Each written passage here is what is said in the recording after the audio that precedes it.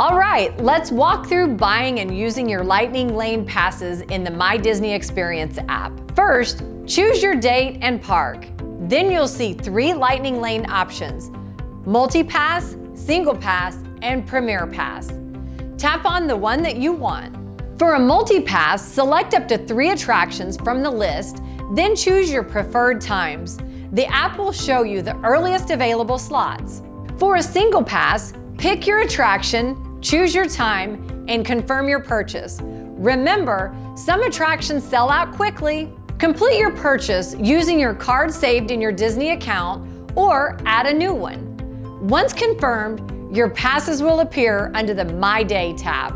When it's time for your Lightning Lane, head to the attraction entrance and scan your Magic Band, Disney Magic Mobile Pass, or your park ticket. And that's it! Now you know how to purchase and use your Lightning Lane passes like a pro. In our advanced tips videos later, in this series, I'll show you how to modify your selections and maximize your day.